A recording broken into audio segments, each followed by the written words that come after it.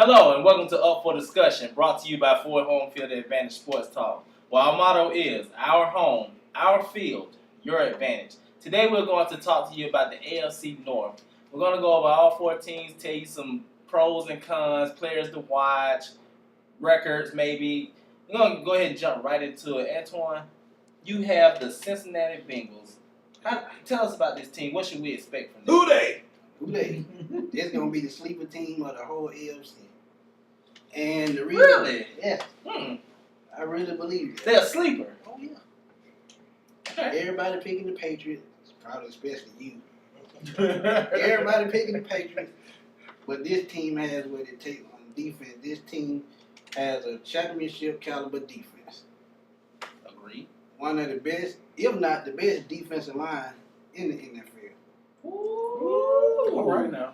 Oh, y'all don't believe that because Geno Atkins is a fool now. Come on.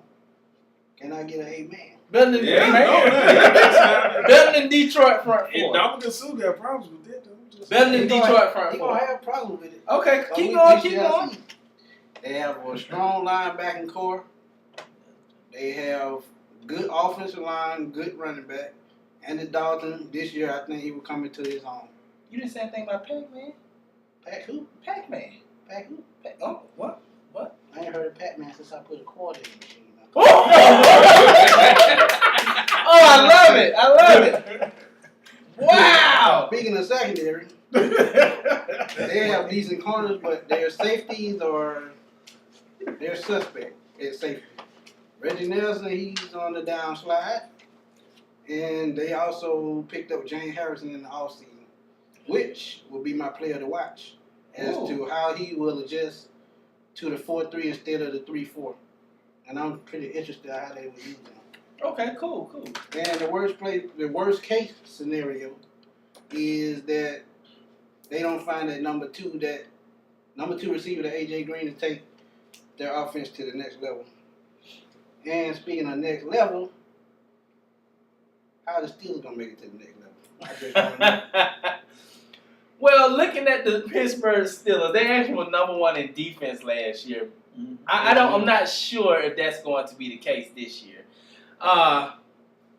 Offensively is the biggest problem. But before I get into the offense, I look at the linebacking core and it's status quo as usual. Timmons, Woodley. I'm not really a fan of Woodley. That's my personal opinion. I think he's getting up there. I want to watch this kid, Jarvis Jones. He's my player to watch. I think Jarvis Jones, he just might continue this linebacker tradition in Philadelphia. Well, they are in Pennsylvania, but in Pittsburgh. Now, I know people are going to go crazy when they see this. I do not like the Steelers secondary. And I mean all four positions. I don't like Ike Taylor, Troy Polamalu, Father Time, and injuries and everything else is caught up with him. And I don't like the corners. I think they're going to have some problems back there. Troy Polamalu has always covered the marginal play of the secondary.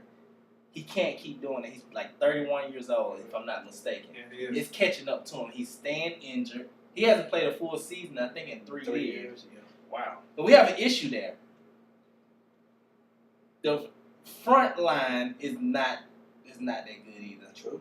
It's not. So this defense, if it's going to repeat what it did last year, it's going to be up to the linebacking core. Now we get on the offense. Philadelphia, why do I keep saying Philadelphia? Pittsburgh is going to concentrate more on the run. Now, reports are saying Ben Roethlisberger is not happy about this decision. What? When is he ever happy? No.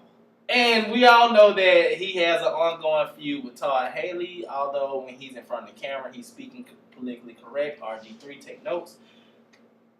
I'm not sure if I agree with Ben or not, but I will say this. Looking at their wide receiving core, if your number 1/2 wide receiver is named Emmanuel Sanders, then you have problems at your wide receiver position. I like Antonio Brown, although I don't think Antonio Brown is a number one. They don't have a clear-cut number one. It's horrible. It's hard.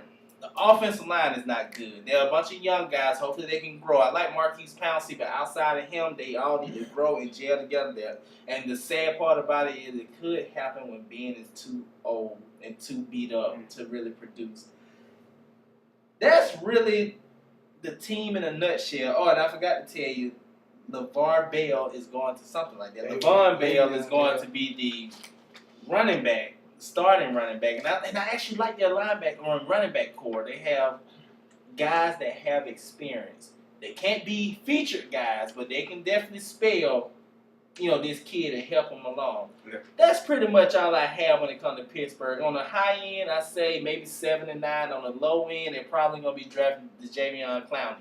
That's all I have. Rashad, what's the team that you have? I got Cleveland Browns. No, they'll be drafting the Javion Clowney. Go ahead, I'm sorry. That's not really jump on too fast. It probably would be a good idea to draft him, of course. But Cleveland Browns. Oh, man. Offense ranked 23. Defense ranked 25. They got a lot of holes out. And it just goes back to when I was a kid and one of my friends used to always say when he went to the bathroom, he used to always say, I'm going to take the Browns to the Super Bowl. Funny. I guess what I got from it was as long as there's a toilet around, they're going to be #1 contenders. But they got a new head coach. I'm really not going to try to say his name. I don't want to mess his name up. So we're going to call him Coach Raw. And this guy actually got a lot of experience as far as the offense goes. He played but he coached many teams as being the tight end coach and also being the offensive coordinator, like San Francisco and a couple of other teams. Carolina, just to name a few. They actually kind of see his vision, the offensive plays and everything, but it's something that's really tragic about their offense that's going on right now. Preseason and everything. Well, we already know about Trent Richardson.